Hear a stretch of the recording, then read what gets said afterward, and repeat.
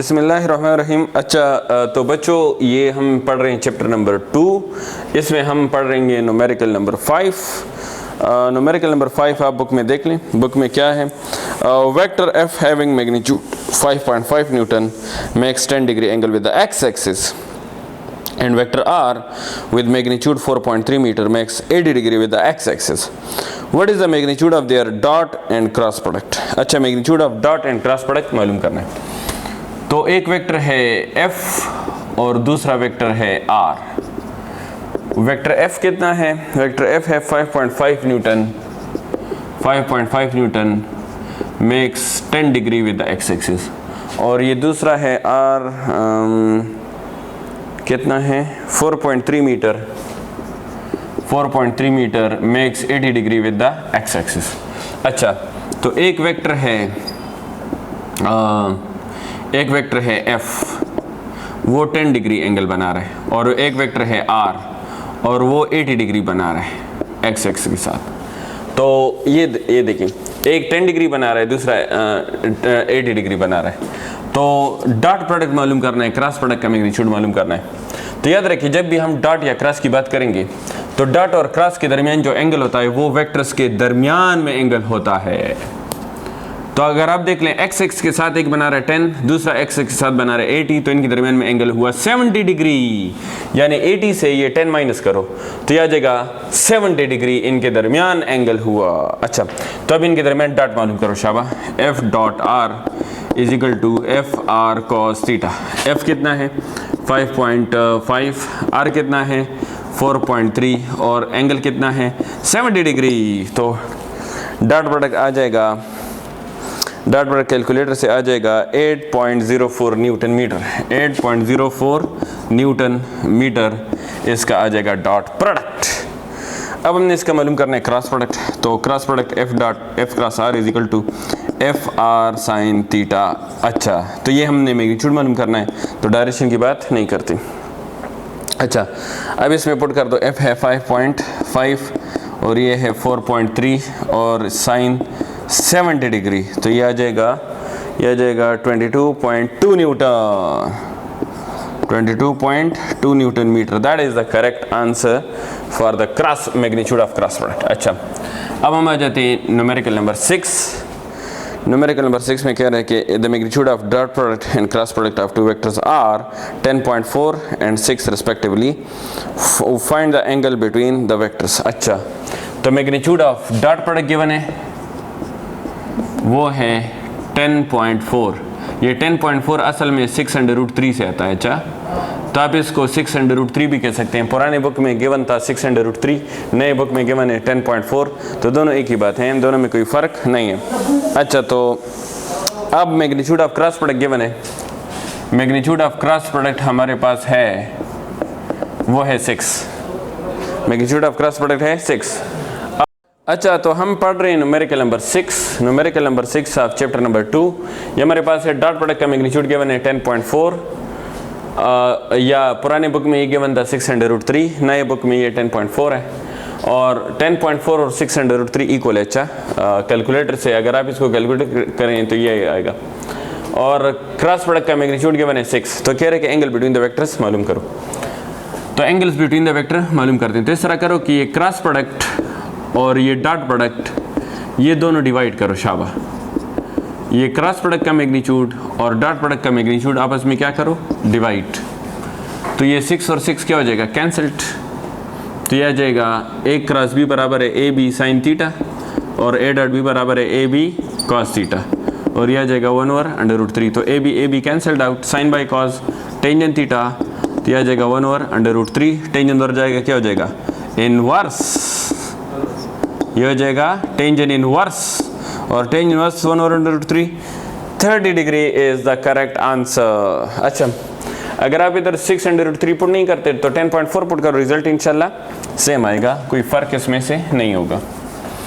अच्छा, अब आ जाते हैं न्यूमेरिकल नंबर 7। न्यूमेरिकल नंबर 7 जो है वो क्या कह रहे हैं? वो कह रहे हैं अ यूनिफॉर्म रॉड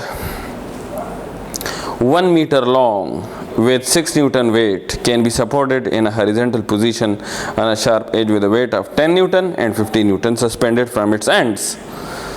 अच्छा, ये जो 10 न्यूटन है और 15 न्यूटन ये एंड्स पे सस्पेंडेड है. अच्छा, what is the position of the point of balance? तो इनका position of point of balance क्या होगा? अच्छा, तो अब अगर आप सुन लें, ये मेरे पास एक 1 मीटर लॉन्ग जो है वो रॉड है, यूनिफॉर्म रॉड है.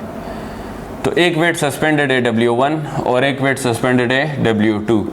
W1 हमारे पास है 10 न्यूटन और W2 हमारे पास सस्पेंडेड है 15 न्यूटन. और कह रही ये 1 मीटर लॉन्ग है, 1 मीटर मतलब 100 सेंटीमीटर, और इसका अपना वेट है 6 न्यूटन. तो आपको तो पता है कि अपना वेट किधर होता है? अपना वेट होता है हमेशा सेंटर ऑफ ग्रेविटी पे. बिल्कुल.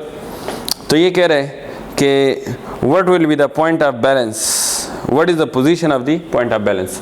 तो कह रहे कि इधर हम वेज कहाँ पर रखें ताकि ये बैलेंस हो जाए, वेज कहाँ पर रखें ताकि ये क्या हो जाए? बैलेंस हो जाए. अच्छा, तो इसका मतलब है कि हमने ये मालूम करना है कि कहाँ पर ये क्या होगा? बैलेंस होगा.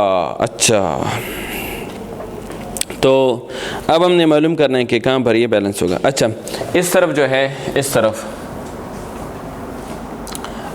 ये वेज इधर रखेंगे. अच्छा, क्योंकि इधर कम है, ये वेज इधर रखेंगे. तो हम ये मालूम करने चाह रहे हैं कि कहाँ ये बैलेंस वेज रखें ताकि ये क्या हो जाए? बैलेंस हो जाए. तो हमने ये मालूम करना है. अगर आप देख लें तो आपको तो पता है कि ये 0 है, ये 100 है. तो यहाँ से लेकर ये तक मोमेंटम, यहाँ से यहाँ तक हुआ 50 सेंटीमीटर है ना, और यहाँ से यहाँ तक नहीं पता तो इसको कहो x. तो इसका मोमेंटम हुआ कितना? टोटल हुआ 50 प्लस x. और इसका मोमेंटम हुआ इधर से लेकर इधर तक जो है वो क्या है? 50 है. इधर से लेकर इधर तक 50 है. हाँ, मिडल है ना, सेंटर ऑफ ग्रेविटी तो मिडल पर होती है, सेंटर ऑफ ग्रेविटी मिडल पर होती है. तो इधर से इधर तक 50 है. तो 50 से ये x क्या करो? माइनस. तो ये आ जाएगा 50 माइनस x, ये आ जाएगा 50 माइनस x आ जाएगा. अच्छा, तो मोमेंटम दोनों का मालूम हुआ. अच्छा, अब बताओ कितने फोर्सेस हैं? 3 फोर्सेस हैं. जब 3 फोर्सेस हैं तो 3 टॉर्क होंगे. तो according to second condition of equilibrium, anti clockwise torque is equal to clockwise torque. This is the second condition of equilibrium. अच्छा, एंटी क्लॉकवाइज टॉर्क में 2 टॉर्क है, 2 वेट है ना, तो 2 टॉर्क होंगे, तो T1 प्लस T2. और क्लॉकवाइज में 1 टॉर्क है तो T3 1 टॉर्क है. अच्छा, ये बराबर है R1 W1, ये बराबर है R2 W2, और ये बराबर है R3 W3. तो इसका मोमेंटम कितना है W1 का? W1 का मोमेंटम है यहाँ से लेकर यहाँ तक, तो ये हुआ 50 प्लस x, 50 प्लस x, तो ये हुआ 50 प्लस x. अच्छा, इंटू W1 कितना है? 10 न्यूटन प्लस इसका मोमेंटम कितना है वो नहीं पता, वो तो मालूम करना है x, और इसका वेट है 6 न्यूटन. और R3 कितना है? R3 इसका मोमेंटम है 50 माइनस x, और ये W2 जो है वो हमारे पास है 15 न्यूटन. अच्छा, बस आप लोगों ने इसको सिंपल कैलकुलेशन करना है. तो चलो मैं कर लेता हूँ इसका सिंपल कैलकुलेशन. ये आ जाएगा 500 plus 10x plus 10x plus 6x is equal to 15 0 0 15 5 75, 750 minus 15x. तो ये क्या हो जाएगा? 16x. ये आ जाएगा 16, और ये उधर चला जाएगा, तो ये आ जाएगा 16x plus 15x is equal to 750 minus 500. तो ये आ जाएगा 15 plus 16 31x is equal to 250. तो 31 को डिवाइड कर दो इस पर, 31 को इस पर डिवाइड कर दो, तो ये आ जाएगा. मेरे पास तो कैलकुलेटर नहीं है, तो मैं मोबाइल में वो कर लेता हूँ. यह आ जाएगा 250 डिवाइड बाय 31, तो यह आ जाएगा 8.06. यह आ जाएगा 8.06 आ जाएगा x. तो x आ जाएगा 250 डिवाइड बाय तो 81 ये जगह 8.0x centimetre. This is the point of balance from the middle, this is the point of balance from the middle. अच्छा, तो ये हमारा आंसर है। इंशाल्लाह समझ आ गया होगा। थोड़ा सा मुश्किल लगता है लेकिन बहुत इजी है, इतना मुश्किल नहीं है, लग रहा है मुश्किल है लेकिन इजी है। अच्छा, क्वेश्चन नंबर 8 की तरफ आ जाएं। क्वेश्चन नंबर 8 में क्या कह रहे हैं कि क्वेश्चन को गौर से सुने।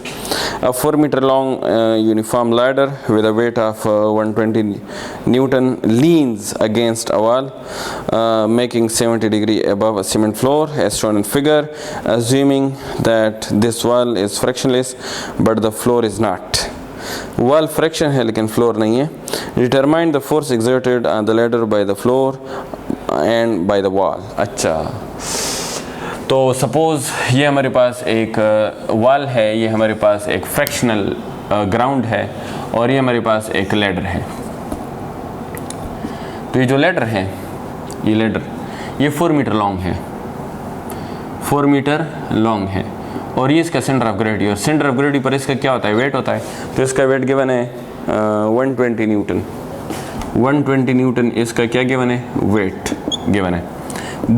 अच्छा, इसको क्या करो, लेबल करो A, B, C, D और इस पॉइंट को कहो E और इसका एंगल है 70 डिग्री विच इज़ गिवन। तो कह रहे हैं कि ये ग्राउंड पर कितना एक्शन लगा रहे हैं, ग्राउंड पर कितना एक्शन लगा रहे हैं। क्या कह रहे हैं, determine the force exerted on the ladder by the floor and the wall. तो वॉल इस पर कितना फोर्स लगा रहा है, इस लेडर पर, और ग्राउंड इस पर कितना फोर्स लगा रहा है। अच्छा, तो अगर आप देख लें ये जो वॉल इस पर फोर्स लगा रहे हैं तो ये रिएक्शन फोर्स है। कौन सा फोर्स है, रिएक्शन, क्योंकि लेडर इसको उस तरह पुश कर रहा है और ये वॉल इसको इस तरह पुश कर रहा है। तो इसका ये मतलब है, इसको मैंने आर कहा रिएक्शन फोर्स, यानी लेडर दीवार को उस तरह पुश कर रहा है तो दीवार इसको इस तरह पुश कर रहा है। अच्छा, और हाँ, लेडर ज़मीन को नीचे पुश कर रहा है, ज़मीन को नीचे पुश कर रहा है तो ज़मीन इसको ऊपर पुश कर रही है, तो इसको मैंने कहा F1, इसको मैंने क्या कहा, F1। अच्छा, तो ये F1 हुआ। अब अगर आप गौर से देखें, ये जो लेडर है अगर ये नीचे आएगी, नीचे आएगी तो दीवार तो फ्रैक्शन लेस है। अगर ये लेडर नीचे आएगी दीवार पर स्लाइड होगी तो दीवार क्या है, फ्रैक्शन लेस है। लेकिन अगर ये नीचे आएगी तो नीचे एंड पीछे स्लाइड होगा, अगर पीछे स्लाइड होगा तो फ्रैक्शन होगा टुवर्ड्स राइट, इसको मैंने कहा F2, तो फ्रैक्शन होगा टुवर्ड्स राइट, क्योंकि लेडर अगर स्लाइड होगी तो लेडर पीछे आएगी, लेडर पीछे आएगी तो फ्रैक्शन इस तरफ होगा, क्योंकि अगर मोशन इस तरफ हुआ तो फ्रैक्शन इस तरफ होगा, तो इसका ये मतलब है कि फ्रैक्शन इस तरफ होगा। अच्छा, अब अप्लाई करें इस पर first condition of equilibrium. First condition of equilibrium ये कह रहे हैं कि sum of all force should be equal to 0। तो पहले इस पर और इस पर अप्लाई करो, तो ये आ जाएगा R plus minus F2 is equal to 0। तो ये आ जाएगा R minus F2 is equal to 0, यह आ जाएगा R is equal to F2। तो R और F2 बराबर है क्योंकि ये दोनों अपोजिट है, ये दोनों क्या है, अपोजिट है, और इनका सम 0 है। अच्छा, तो सिस्टम इक्विलिब्रियम में। अच्छा, अब इस दूसरे फोर्सेस पर अप्लाई कर दो फर्स्ट कंडीशन ऑफ इक्विलिब्रियम। तो ये हमारे पास है, इसको कहो equation number 1, sum of all force equal to 0, first condition of equilibrium है। तो एक फोर्स है F1, दूसरा फोर्स है W। तो एक फोर्स है F1 plus minus W, minus इसलिए क्योंकि अपोजिट डायरेक्शन है, तो F1 plus minus W, W इधर जाकर क्या हो जाएगा, प्लस हो जाएगा, और W की वैल्यू है 120 न्यूटन। तो F1 मालूम हुआ, यानी ग्राउंड का रिएक्शन मालूम हुआ, ग्राउंड का रिएक्शन लेडर पर मालूम हुआ, वो कितना है 120 न्यूटन। अब ग्राउंड का तो रिएक्शन मालूम हुआ, अब हमने वॉल का मालूम करना है कि वॉल कितना वो मालूम वो लगा रहा है। तो ग्राउंड का मालूम हुआ, अब हमने क्या मालूम करना है, वॉल का मालूम करना है। तो अब क्या करेंगे, यानी ये रिएक्शन मालूम करेंगे वॉल का। तो इसके लिए मैं अप्लाई कर रहा हूँ second condition of equilibrium. Second condition of equilibrium क्या है कि anti clockwise torque is equal to clockwise torque. अच्छा, तो कितने फोर्सेस हैं देखें इस तरफ, एक है R, एक है F1, एक है F2 और एक है W। 4 फोर्सेस हैं, 4। कितनी फोर्सेस हैं? 4, R, F1, F2 और W। अच्छा, तो अगर आप देख लें ये A जो है ये एक्स ऑफ रोटेशन है, ये A जो है ये एक्स ऑफ रोटेशन है, तो A पर जितना भी फोर्स लगेगा, अगर F1 है या F2 है, A पर लग रहा है, अगर पॉइंट A पर लग रहा है तो इसका मोमेंटम 0, क्योंकि मोमेंटम तो तब होता है जब पॉइंट ऑफ एक्शन और एक्स ऑफ रोटेशन के दरमियान डिस्टेंस हो। तो ये तो एक्स ऑफ रोटेशन भी है और यही इसका पॉइंट ऑफ एक्शन भी है, तो मोमेंटम नहीं है तो टार्क नहीं है, तो F1 का भी टार्क नहीं है, F2 का भी टार्क नहीं है, तो इन दोनों को डिस्कस नहीं करेंगे।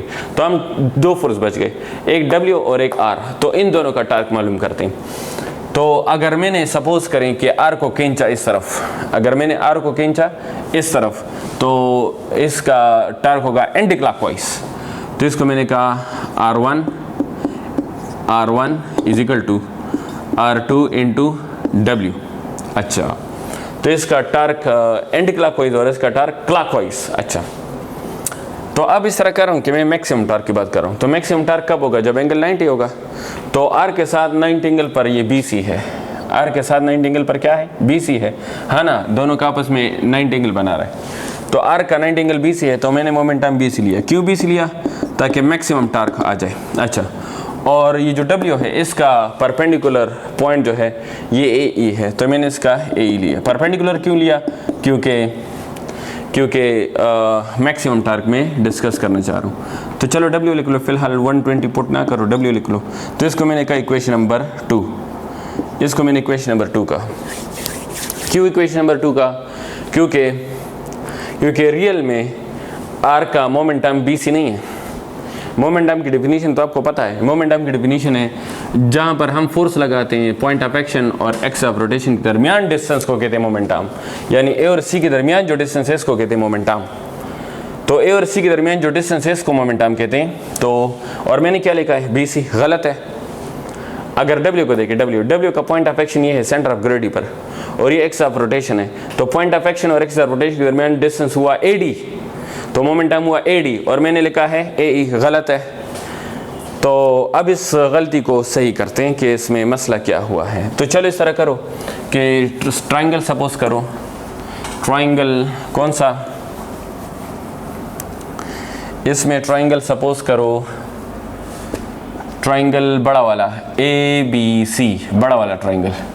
बड़ा वाला ट्रायंगल में यूज़ करो sine theta is equal to perpendicular by hypotenuse, perpendicular by hypotenuse. Perpendicular कौन सा है? BC, और हाइपोटेन्यूज क्या है? AC। तो ये BC बराबर हुआ AC साइन थीटा, BC मालूम हुआ, BC बराबर हुआ AC साइन थीटा। अच्छा, अब ये छोटा वाला ट्रायंगल यूज़ करो, ये वाला ADE, ये छोटा वाला ट्रायंगल। तो ट्रायंगल ADE ये यूज़ करो, तो ये इसके लिए यूज़ करो cos थीटा। cos थीटा क्यों? क्योंकि हमें बेस लिखा हुआ है, इधर बेस लिखा हुआ है, लेकिन असल में मोमेंटम हाइपोटेन्यूज है, तो बेस और हाइपोटेन्यूज तो काज में होती है, इसलिए काज यूज़ कर रहा हूँ। तो बेस डिवाइड बाय हाइपोटेन्यूज। अच्छा, तो ये AD इधर शिफ्ट कर दो, तो यह जाएगा AE is equal to AD cos theta. तो इसका मतलब है AE भी मालूम हुआ। तो हमने AD भी मालूम कर लिया और हमने BC भी मालूम करिए, BC भी मालूम हुआ, A भी मालूम हुआ। Putting in equation number 2, equation number 2 में पुटिंग करें, तो इक्वेशन नंबर 2 में अगर आप पुटिंग करेंगे तो यह आ जाएगा BC की जगह क्या? AC sine theta into R1 is equal to AE की जगह AD cos theta into W। अब विल पुटिंग करो, शाबा। AC क्या है? पूरा लेंथ। AC क्या है? पूरा लेंथ। तो पूरा लेंथ तो हमें पता है 4 मीटर है, हाँ, और थीटा कितना है? 70 डिग्री है, और R1 मालूम करना है। AD कितना है? AD हाफ लेंथ है, हाफ लेंथ जो है वो लेडर का 2 मीटर है, तो और थीटा कितना है? 70 डिग्री और 120 वेट। अच्छा, तो ये सब डिवाइड कर दो, R रह जाएगा, तो R is equal to 2 into cos 70 into 120 divide by 4 sin 70। तो इधर से रिएक्शन ऑफ दी वॉल आ जाएगा, 21.8 newton, 21.8 newton. This is the reaction by the wall. ये रिएक्शन बाय द वॉल आ गया, क्योंकि ये लेडर इस पर फोर्स लगा रहा है तो वॉल भी इस पर रिएक्शन फोर्स लगा रहा है, तो reaction force of the wall मालूम हो गया। अच्छा, अब आ जाओ इक्वेशन नंबर 1 की तरफ। इक्वेशन नंबर 1 में देखें, ये जो वॉल रिएक्शन लगा रहा है और ये जो फ्रैक्शन है ग्राउंड का वो आपस में बराबर है अकॉर्डिंग टू इक्वेशन 1। तो इक्वेशन 1 के मुताबिक F2 बराबर है, इक्वेशन 1 के मुताबिक F2 बराबर है R के, और R की वैल्यू है 21.8 न्यूटन। तो इसका मतलब ये हुआ F2 भी मालूम हुआ, तो आपको F1 भी मालूम हुआ, आपको F2 भी मालूम हुआ। तो देखें, F1 भी मालूम हुआ, F2 भी मालूम हुआ। जब F1 और F2 दोनों मालूम हुए तो ये देखिए F1 और F2 परपेंडिकुलर है, तो इनका रिजल्टेंट आसानी से मालूम हो सकता है बाय पाइथागोरस थ्योरम, या रेजोल्यूशन में हमने फार्मूला पढ़ा था, अगर आपको याद हो रेजोल्यूशन ऑफ वेक्टर में फार्मूला क्या था, F = fx² plus fy² under root. तो F1 हमारे पास कितना है, F1 हमारे पास है 120 होल स्क्वायर, और F2 कितना है, F2 अभी भी मालूम हुआ 21.8 newton whole square under root. तो ये आ जाएगा रिएक्शन फोर्स ना, रिजल्टेंट फोर्स आ जाएगा 122 newton. 122 newton is the resultant force acting by the ladder on the ground. अच्छा, तो ये हमारे पास आ जाएगा रिजल्टेंट फोर्स। इंशाल्लाह समझ आ गया होगा, थोड़ा सा लेंथी है लेकिन इजी है। अच्छा, लास्ट न्यूमेरिकल है इस चैप्टर का, वो है न्यूमेरिकल नंबर 9। लास्ट न्यूमेरिकल है न्यूमेरिकल नंबर 9। अच्छा,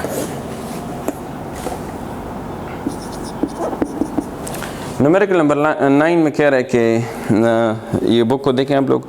450 kilogram uniform I beam supported the load of 220 kilogram shown determined at supports, determined the reaction at the supports।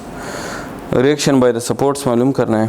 तो ये लेडर है, ये देखें डायग्राम में, ये मेरे पास एक वुडन प्लैंक है या लेडर है, और ये इधर एक सपोर्ट A है और ये इधर एक सपोर्ट B है। अच्छा, ये सपोर्ट A है और ये सपोर्ट B है, और कितना है 250 किलोग्राम, कम दे ना 450 किलोग्राम। 450 किलोग्राम जो है ये मास है इसका। तो मास किधर होता है, मास तो हमेशा मिडल में होता है ना, सेंटर ऑफ ग्रेविटी पे होता है, बिल्कुल आपको पता है। तो ये है 450 किलोग्राम, इसका क्या हुआ, वेट ऑफ द बीम। अच्छा, और ये इसका वेट हुआ। अब क्या कह रहा है कि ये जो रिएक्शन इस पर लगा रहा है अपवर्ड FA, और ये जो रिएक्शन लगा रहा है FB, ये मालूम करना है। और A को x of rotation low, A को क्या लो, एक्स ऑफ रोटेशन लो। अच्छा, तो A को एक्स ऑफ रोटेशन लो। अब वो कह रहे हैं कि एक another मास है कितना, another मास है 220 किलोग्राम, वो पड़ा हुआ है एट एंड B, इधर पड़ा हुआ है। एक ब्लॉक पड़ा हुआ है जिसका मास है कितना, इसको W2 का हो, चलो इसको W1 का हो। इसका मास है 220 किलोग्राम, 220 इसका मास है। अच्छा, मैं W के लिख रहा हूँ, W नहीं, ये मास है। अच्छा, ये सही कर दें, ये मास है 220 किलोग्राम, और इसका पॉइंट B से डिस्टेंस है 2.4 मीटर, और इसका पॉइंट A से डिस्टेंस है 5.6 मीटर। इधर से इधर लेकर इधर 5.6 मीटर। अच्छा, तो ये इस ब्लॉक का जो है ये डिस्टेंस के बने, बिल्कुल करेक्ट। अब हमने मालूम करना है इन दोनों का रिएक्शन फोर्स, यानी इसका जो अपना वेट है वो डाउनवर्ड है, इसका जो अपना वेट है वो डाउनवर्ड है, और इन दोनों का जो रिएक्शन है वो अपवर्ड है। तो हमने इन दोनों का रिएक्शन मालूम करना है, अलग अलग रिएक्शन हमने मालूम करना है। अच्छा, तो पहले तो इस तरह करें कि इन मास से वेट बनाओ। तो W = mg, तो मास कितना है 450 किलोग्राम मल्टीप्लाइड बाय 10, तो यह आ जाएगा 4500 न्यूटन। यह आ जाएगा W1। W2 कितना आ जाएगा, W2 आ जाएगा m2g बराबर होगा कितना, ये बराबर होगा 220 मल्टीप्लाइड बाय 10, तो यह आ जाएगा 2200 न्यूटन वेट आ गया। मैंने मास से वेट बनाया और इंशाल्लाह आपको समझ आ गया होगा कि कैसे बनाया। अच्छा, अब मैं इस तरह कर रहा हूँ कि फर्स्ट कंडीशन ऑफ इक्विलिब्रियम इस पर अप्लाई कर रहा हूँ। फर्स्ट कंडीशन, तो फर्स्ट कंडीशन ऑफ इक्विलिब्रियम है कि sum of all force should be equal to 0। Sum of all force should be equal to 0। इधर लिख लेता हूँ, वहाँ पर जगह नहीं है, फिर आपको समझ नहीं आएगी कि ये क्या लिखा हुआ है। वैसे भी जगह थोड़ी सी है इस बोर्ड में। अच्छा, तो मैं अप्लाई कर रहा हूँ फर्स्ट कंडीशन ऑफ इक्विलिब्रियम। तो ये हमारे पास है sum of all force should be equal to 0।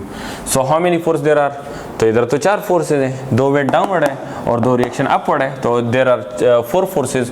तो यह जाएगा FA plus FB minus W1 plus W2। Minus क्यों लिखा, ऑब्वियसली अपोजिट डायरेक्शन है, दोनों सपोर्टेड का अपवर्ड है और दोनों वेट का डाउनवर्ड है। अपोजिट, जब अपोजिट है दरमियान में माइनस, तो ये दोनों उधर जाकर क्या हो जाएंगे, प्लस हो जाएंगे। ये जाएगा W1 प्लस W2। W1 कितना है 4500 और W2 है 2200।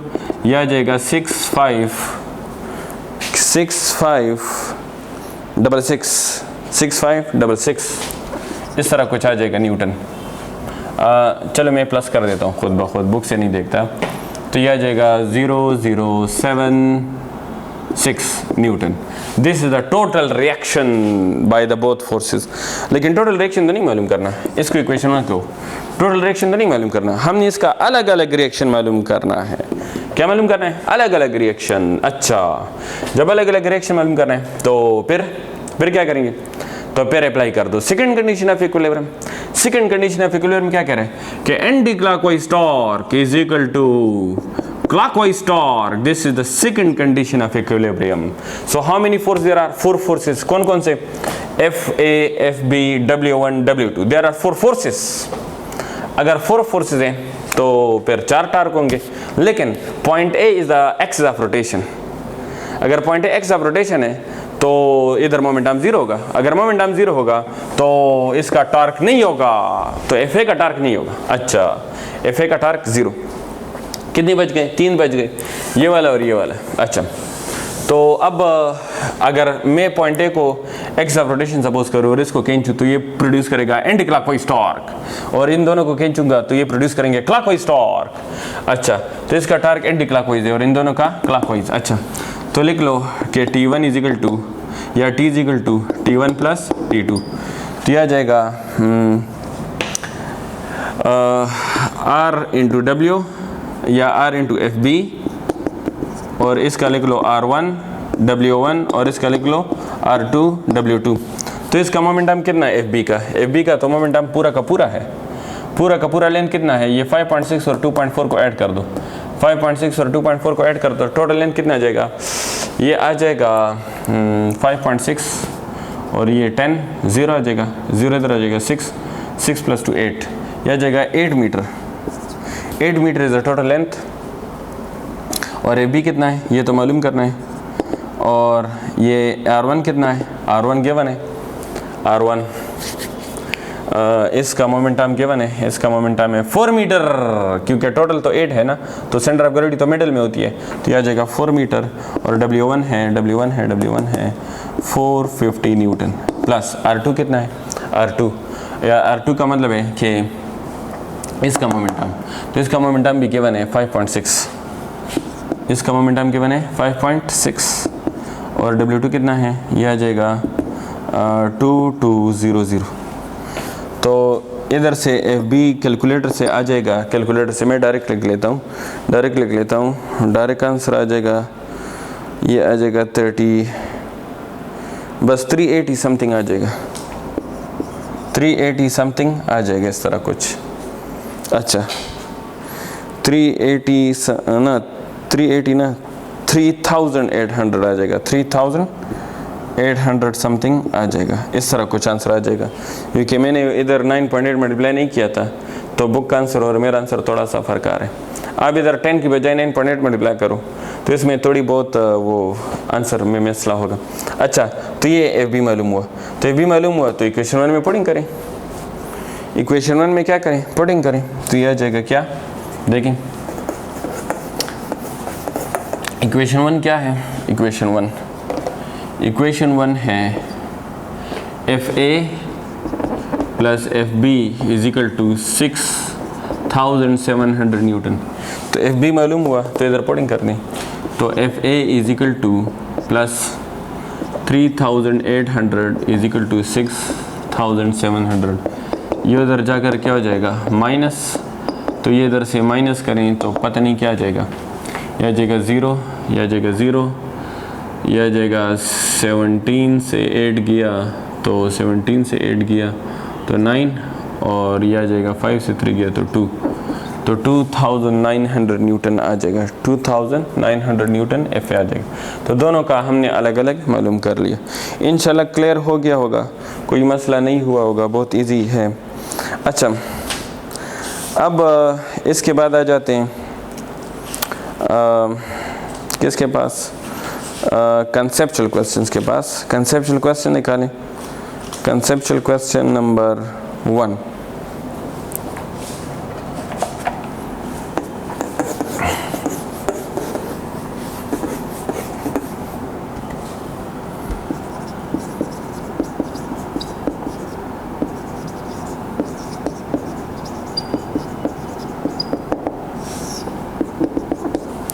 Conceptual questions, conceptual question number 1 आप देखें बुक में। Is it possible to add 3 vectors of equal magnitude but different directions to get null vector? हाँ बिल्कुल पॉसिबल है। कह रहे कि 3 इक्वल हो मैग्नीट्यूड में, 3 इक्वल हो मैग्नीट्यूड में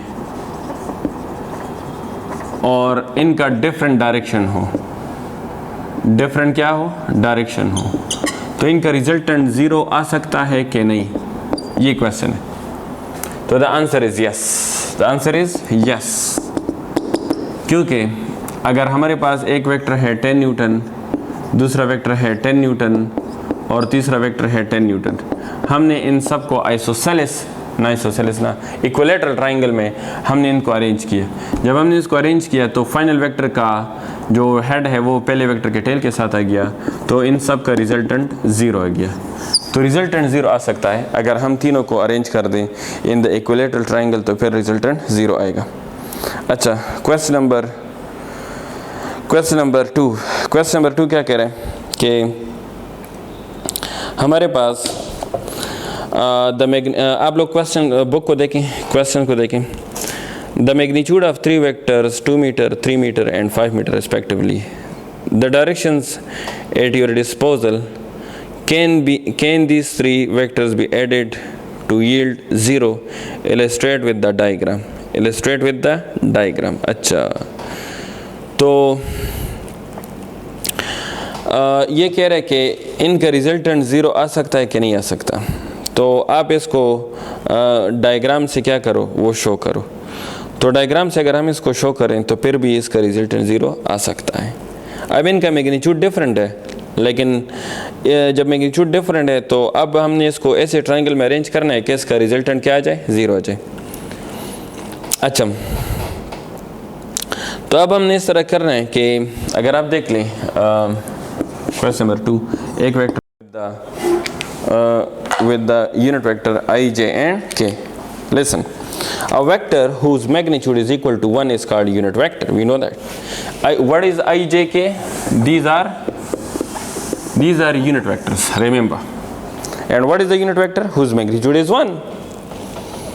The unit vector has no unit, but it is only represent directions. So the unit vector I, J and K are used for the Cartesian coordinate axes X, Y and Z. Okay, remember that. These are the unit vectors. Their magnitudes are 1. If you find the magnitude of I, if you find the magnitude of J, that is 1. If you find the magnitude of K, that is 1. तो ये unit vector सिर्फ direction के लिए इस्तेमाल होते हैं, इनके no unit, इनका कोई यूनिट नहीं होता। ये सिर्फ किस लिए यूज़ करते हैं, सिर्फ डायरेक्शन के लिए इस्तेमाल करते हैं। तो इसका आंसर है no, there is no unit. Question number 4, can a scalar product of 2 vectors be negative? बिल्कुल, स्केलर प्रोडक्ट जो है वो नेगेटिव आ सकता है, बिल्कुल। If the angle between the 2 vectors is 180, अगर एंगल कितना हो, 180 हो, या 180 का मतलब है अपोजिट हो, यानी वेक्टर A टुवर्ड्स ईस्ट है, वेक्टर B टुवर्ड्स वेस्ट है, तो ये आ जाएगा A dot B is equal to A B cos 180, A B cos 180 और ए बी कॉस 180 -1, तो इनका डॉट प्रोडक्ट आ जाएगा नेगेटिव।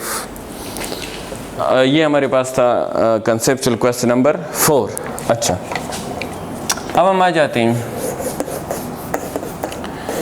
Conceptual question number 5।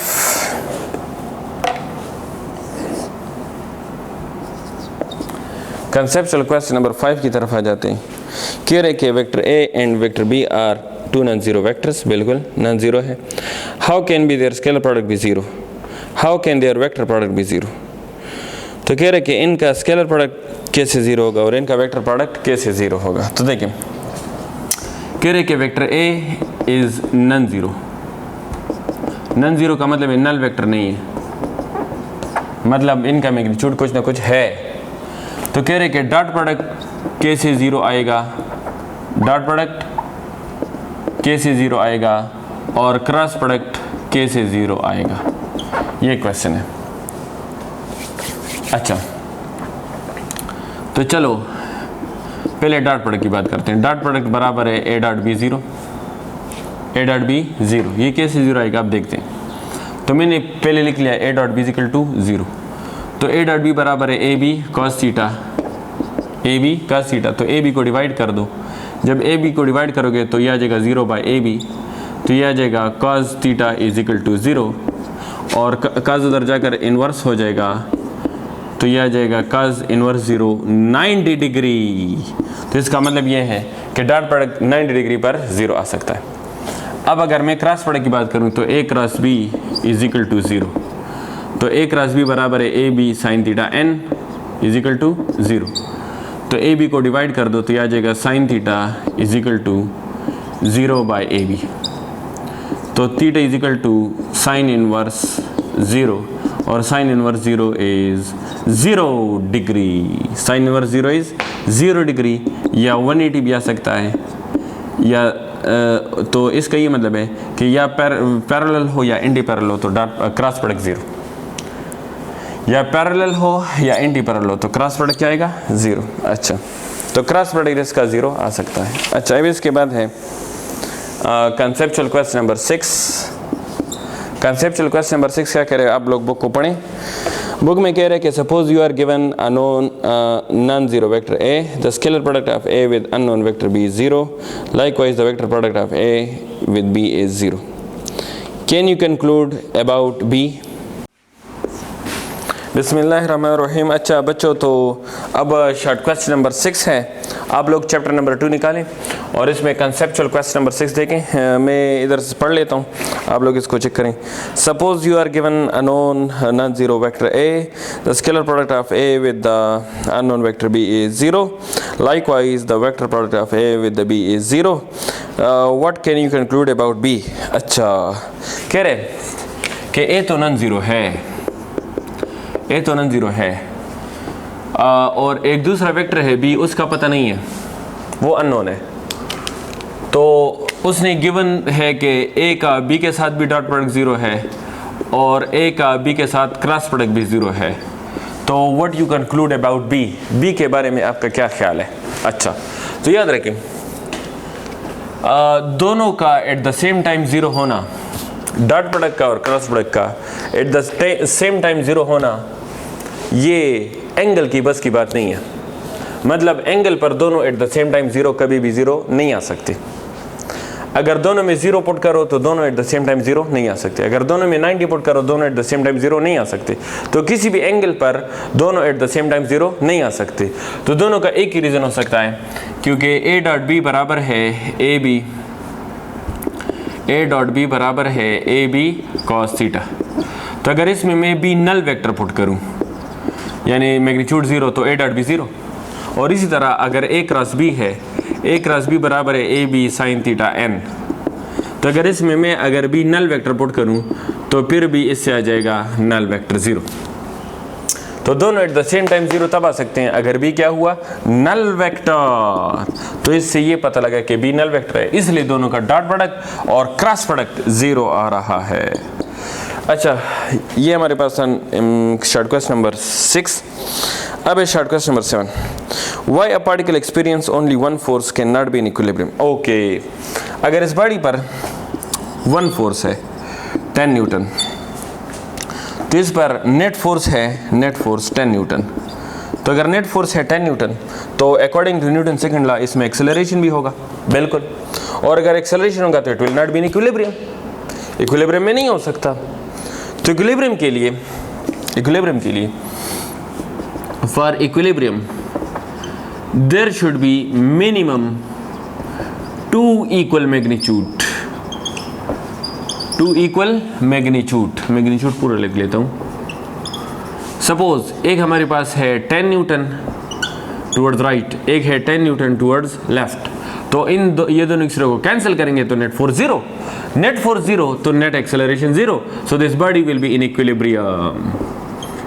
तो इसका मतलब है कि सिंगल फोर्स कभी भी इक्विलिब्रियम में नहीं आ सकता, क्योंकि सिंगल फोर्स में खामखा एक्सेलरेशन होगा, यानी इसका ट्रांसलेशनल या रोटेशनल मोशन चेंज होगा। अगर मोशन चेंज होगा तो इक्विलिब्रियम नहीं होगा। तो इसलिए मिनिमम 2 इक्वल फोर्स होने चाहिए और वो अपोजिट होने चाहिए, ताकि एक दूसरे को कैंसिल्ड आउट करें। Net force 0, net acceleration 0, so the body will be in equilibrium. अच्छा, और अगर 3 फोर्स हैं तो 3 फोर्सेस 2 न्यूटन, 5 न्यूटन और 7 न्यूटन, ये 3 फोर्स अनइक्वल है, ये तीनों अनइक्वल है। लेकिन जो है ये एक्सरे को कैंसिल करके net force 0, so the net acceleration 0, so body is in equilibrium. अच्छा, तो अनइक्वल में मिनिमम 3 फोर्स रिक्वायर्ड है और इक्वल में मिनिमम 2 फोर्स रिक्वायर्ड है to make the body in equilibrium. Okay, अच्छा, ये हमारे पास शॉर्ट क्वेश्चन नंबर 7। अब short question number 8। To open a door that has handle on the right and hinges on the left. A torque must be applied. अच्छा, torque apply करो. Is the torque clockwise or counterclockwise when viewed from the above? Does this answer depends on whether the doors open towards or away from you? बिल्कुल, ये इस पे depend करता है कि door आपकी तरफ आ रहा है कि आपके अवे जा रहा है। ये तो बहुत सिंपल सी बात है। ये मेरे पास है कंसेप्चुअल क्वेश्चन नंबर 8। ये मेरे पास एक डोर का ये हिंजेस है और ये हैंडल है, ये हैंडल है और ये हिंजेस है। तो सामने से पूरा डोर नज़र आ रहा है, लेकिन अगर हम इसको ऊपर से देखें टॉप से, तो टॉप से हमें ये डोर सिर्फ एक लाइन नज़र आएगा। बिल्कुल, सामने से क्या नज़र आ रहा है? पूरा डोर, और टॉप से सिर्फ एक लाइन, टॉप से एक लाइन नज़र आ रहा है। अच्छा, तो कोई बंद इसको टॉप से देख रहा है। जब टॉप से देख रहा है तो चलो हम इसको टॉप से देख रहे हैं। देखिए इसको, हमें क्या नज़र आ रहा है? लाइन। अगर ये हमसे अवे जा रहा है, इसका मतलब है एंटी क्लॉकवाइज टॉर्क, अगर अवे जा रहा है। और अगर ये हमारे टुवर्ड्स आ रहा है तो क्लॉकवाइज टॉर्क। तो इसका मतलब है कि क्लॉकवाइज टॉर्क या एंटी क्लॉकवाइज टॉर्क डिपेंड करता है कि ये हमारी तरफ आ रहा है कि हमसे अवे जा रहा है। अगर हमसे अवे जाएगा कोई भी डोर, आप इसको ऊपर से देखें, अपने घर में दरवाज़ा होगा, रूम में दरवाज़ा होगा, उस दरवाजे के ऊपर से देखें, अगर ये आपकी तरफ आ रहा है तो क्लॉकवाइज टॉर्क होगा, यानी बंद होगा। अगर ये आपसे अवे जा रहा है यानी खुलेगा तो ये एंटी क्लॉकवाइज टॉर्क होगा। तो हर दरवाजे का यही हाल होता है। तो ये डिपेंड करता है कि आपकी तरफ आ रहा है कि आपसे अवे जा रहा है। तो आपकी तरफ आ रहा है क्लॉकवाइज, आपसे अवे जा रहा है anti clockwise. Okay, short question number 9। Short question number 9 क्या कह रहे हैं? आप लोग बुक वो पढ़े। Explain the warning never use a large wrench to tighten a small bolt. अच्छा, अगर हमारे पास एक स्मॉल बोल्ट है, ये हमारे पास एक स्मॉल नट है या बोल्ट है, और इसके लिए मैंने यूज़ किया एक लंबा रेंच।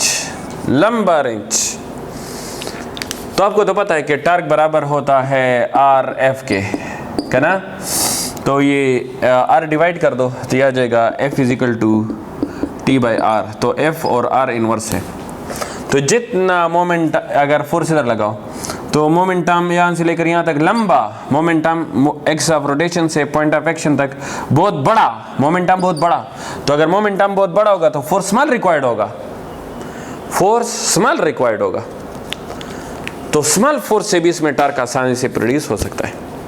लेकिन अगर आप अपना नॉर्मल फोर्स लगाएं, स्मॉल ना लगाएं, नॉर्मल फोर्स लगाई और आपने इसको घुमाया, जब आप इसको घुमाए नॉर्मल फोर्स है, स्मॉल फोर्स है नहीं, नॉर्मल फोर्स, तो नॉर्मल फोर्स तो इसके लिए बहुत बड़ा फोर्स है, नॉर्मल फोर्स तो इसके लिए बहुत बड़ा फोर्स है, तो चांस है कि ये नट जो है ये स्लिप हो सकता है, ये जो बोल्ट है ये स्लिप हो सकता है, तो आपका ये बोल्ट ख़राब हो जाएगा। तो इसका ये मतलब है फिर नॉर्मल फोर्स इधर नहीं लगा सकते। तो ये वार्निंग है कि जब भी हम बड़ा रेंच यूज़ करेंगे तो इसके लिए स्मॉल फोर्स होना चाहिए ताकि ये स्लिप ना हो।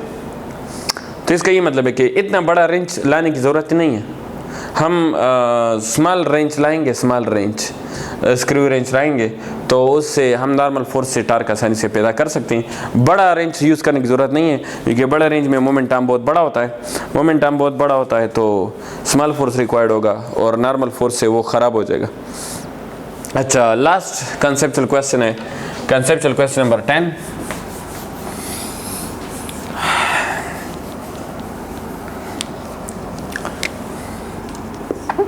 Conceptual question number 10 क्या कह रहे हैं? A central force is one that is always directed towards the same point. Can a central force give rise to a torque at that point? कह रहे कि एक सेंट्रल फोर्स है, तो एक बात तो याद रखिए, ये जो सेंट्रल फोर्स है ये टुवर्ड सेंटर होता है।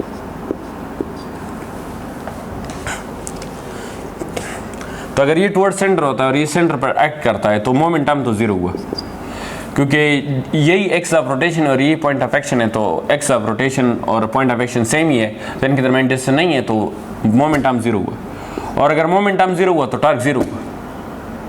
सपोज मोमेंटम है, ये मैं सपोज का वर्ड यूज कर रहा हूँ। अच्छा, सपोज मोमेंटम जीरो नहीं है, सपोज मोमेंटम है, फिर भी टॉर्क जीरो होगा। क्यों? क्योंकि central force is toward centre और momentum is away from the centre.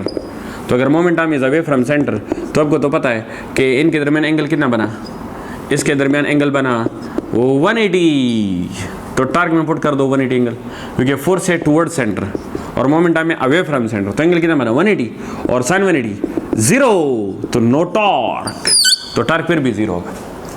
तो अगर मोमेंटम जीरो है फिर भी टार्क जीरो, अगर मोमेंटम है फिर भी टार्क जीरो, तो सेंट्रल फोर्स के नेवर प्रोड्यूस टॉर्क। और मैंने तो आपको टॉपिक में बताया था कि torque produced by tangential force only. अच्छा, तो ये हमारे पास जो है कंसेप्चुअल क्वेश्चन है। Wish you best of luck. अल्लाह हाफिज़।